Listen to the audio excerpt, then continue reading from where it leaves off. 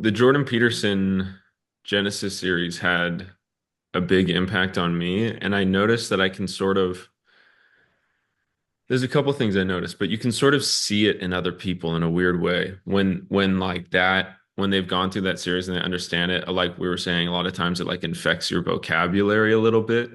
But he was able to repackage those stories in a way that was, he was speaking in a lot of ways to an academic audience.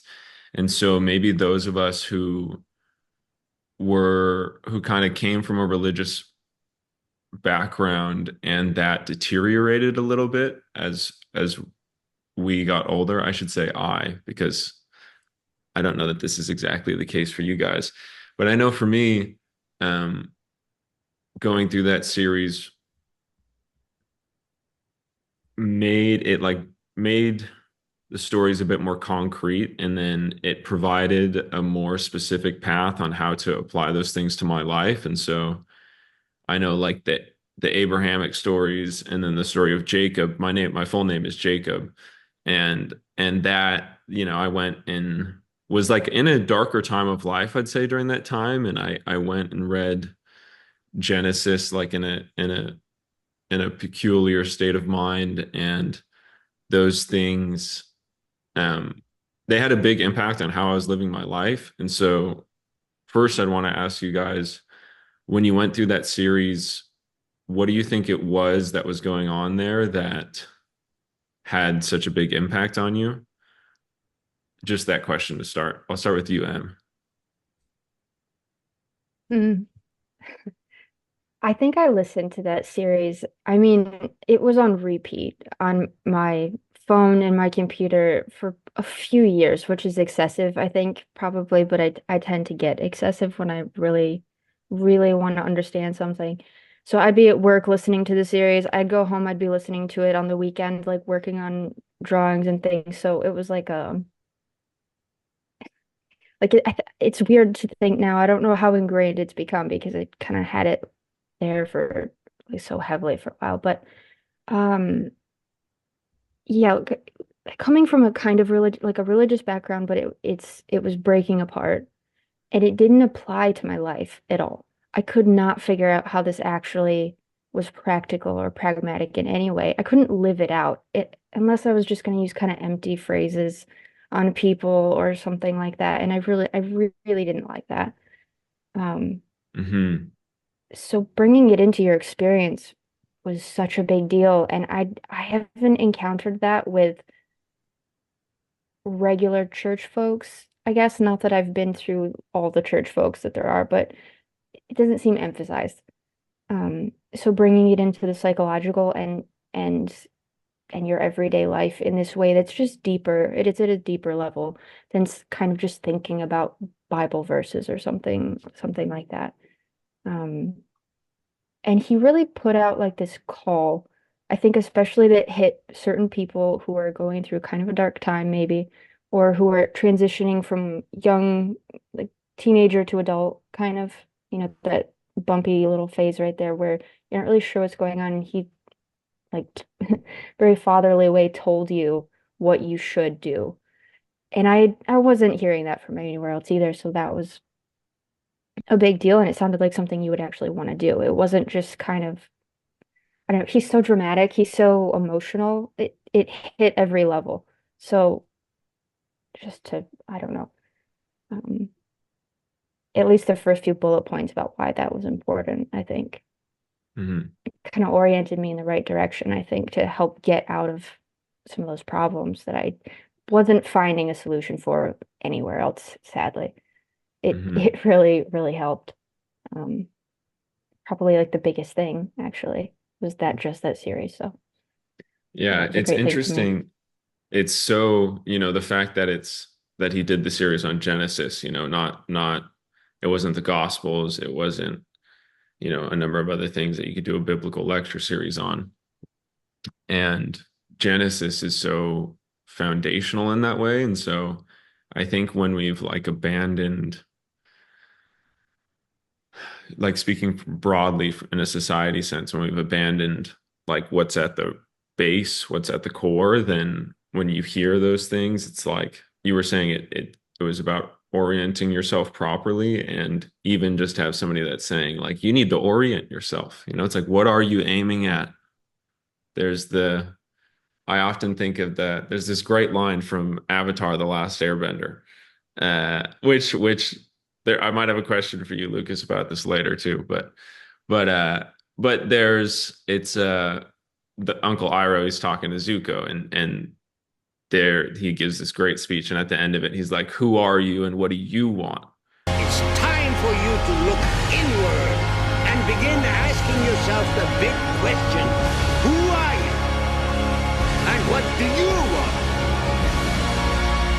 And it's like the most basic questions that are rarely asked. The Stoics are like, say that you should know yourself, right? And it's like, who are you? Nobody knows. Nobody knows who they are. Nobody knows what they want. People go to see therapists for these sorts of things, which is which I studied psychology as well, and that lane of things made sense to me. But also too, I think that a lot of times in the psychological world, there's an attempt to secularize things that are spiritual and religious at the same time. So just a thought on that, Lucas. So what was what was the significance of that series Mm. for you? Well, so I was about 18, I think, when I listened to this, and this was when I had my gap year. So after high school, this was like COVID hitting, and so I had a lot of time. And my brother is a philosophy teacher. He'd been aware of Jordan Peterson for a couple of years, and he'd always spoken about him a lot.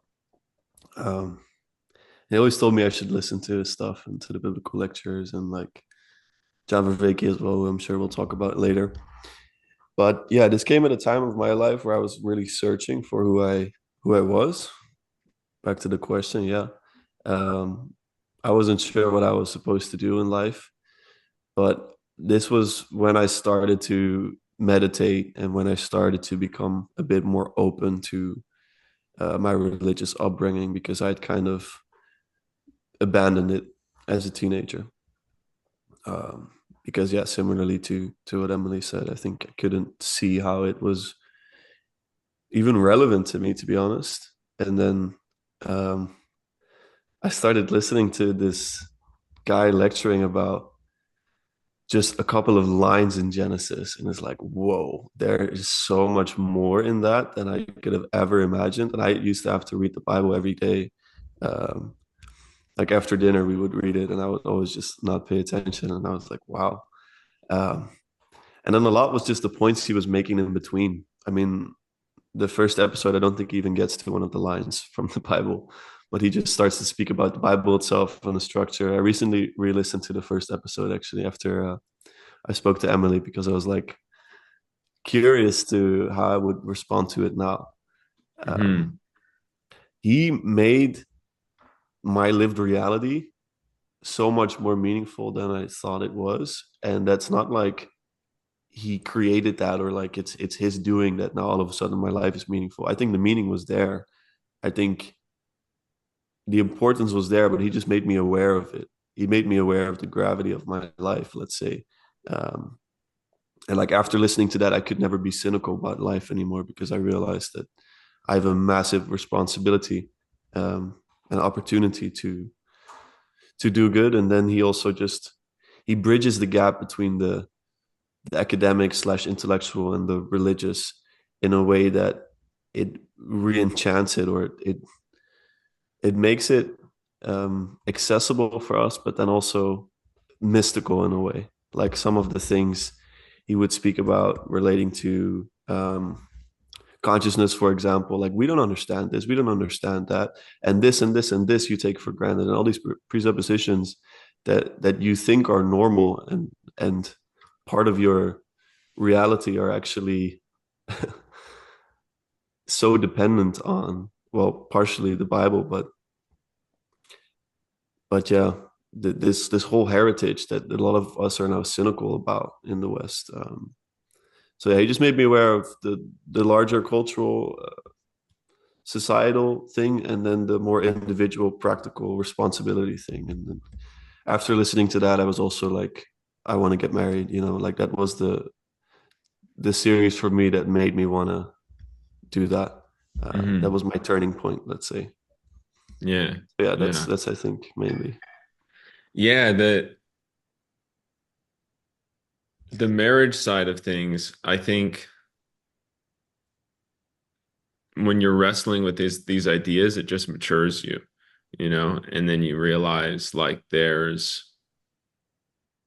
in his classes that he was teaching at university, I feel like he touched on this a little bit more, but this like um being aware of the fact that you have to sacrifice your potential to manifest a reality, and that you can't, and that as time passes you by, it is being sacrificed. It's one of those things, like we talked about last time, that like your time is a scarce resource, and so it's passing, and yeah, stepping into that next phase of life and continuing through that hero's journey of sorts, I think is something that when people are not discussing that, that's when you see the young men that stay in the Peter Pan phase who turn into old men in the Peter Pan phase. And it's like, not ideal, it seems. It seems not ideal. Mm. Um, you just said something about re-enchantment. So somebody clipped uh a section of our conversation. I thought they had an excellent eye in where they cut and they added some music to it. And I think it was titled Re-Enchantment. I've heard this phrase thrown around a little bit, but do either of you like what's going on with the re-enchantment thing? Like, what does it mean? And like, Yeah. I feel like I've seen people discussing this a little bit lately. Well, Emily, you can go after me because I think Emily, you discussed it on one of the episodes that I listened in preparation for our conversation, being something that like you kind of know what it means, but it's really hard to explain at the same time. Oh, Um, interesting. but it's so basically for a lot of people, what the world has felt like for the last decades, maybe it's like the magic got kind of sucked out of it. Hmm. Like everything's scientific and explainable, and I think re-enchantment as a term is an effort to, yeah, to basically re-enchant the world, to rediscover the magic that actually never left, but it's just something that we through our paradigm stopped seeing. And so getting the eyes to see, um yeah, what is there and the wonders that are there. And it's an effect that the lectures had on me partially, where it remystified the world in a sense, like there's all these things that are like, Remystified. Mhm. yeah, but I'm not sure if this is actually what it means, but it's what it means to me, let's say. But Emily, you can add to that what you think is useful. I think that's a good definition. I was hoping you would have a definition because I really still don't know what it means exactly, but you kind of feel what it means. Um, Mhm. there is definitely we look at the world like it's dead and mechanical now, or at least, we in this kind of generalized societal way we do that. And it's really disturbing once you see it and then you realize it's everywhere. Like you're watching TV and everything is like I remember it hitting me one point watching a crime show or something and they were doing an autopsy. And it's like kids can watch it, anybody can watch this. It's on regular TV.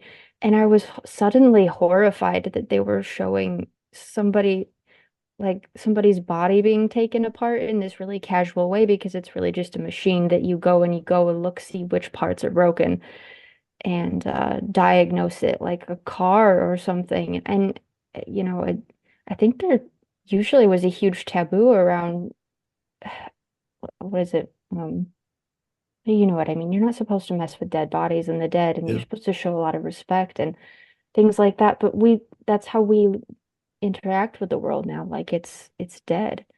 Hmm. Like we're alive, but everything else is dead, and we can just do whatever we want with it. Um, and I think re-enchantment is kind of this.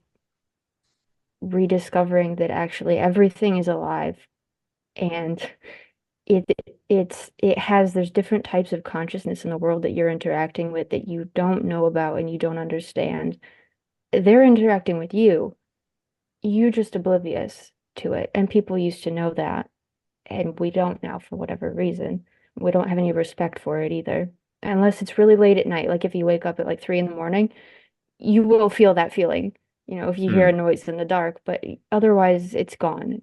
We're too busy um for things like spirits and entities, or I don't know, a place having like a personality or an agency, or something like that. I don't know the exact definition, but I think Mhm. it's that kind of rediscovery of that worldview, I think. Hmm. It's sort of antithetical to the materialist paradigm, I guess, in some ways. Like it's like yeah, as children, we believe in things like magic and, we might not say spirits, but you kind of like there's that childlike openness that we seem to lose as we get older, and then maybe the re-enchantment. We'll talk about psychedelics in a little bit, and each of us have had some sort of experience with that. And for me, I had a couple experiences that afterwards I was like, this stuff, like atoms and physical things, that's not all that there is, that's not all that's real, and like the deep, deep understanding of metaphysical reality and spiritual reality. And, we'll use words that are loaded, I'd assume, a lot through this conversation. But oftentimes when people, I notice like when I'm talking with somebody and if you use the word spirit and it like throws them off and they're like, oh, I'm off now, like I'm not with you, you know? I will invite someone to say, or like if I've written something, it's like you can read pattern of behavior. You can read like pattern of existence. If the word like spirit is like, spiritual, blah, that's not real. It's like read pattern, of behavior or existence, and then stay on with me, And I find that people, even if they're still in that materialist worldview, they can wrap their head around that.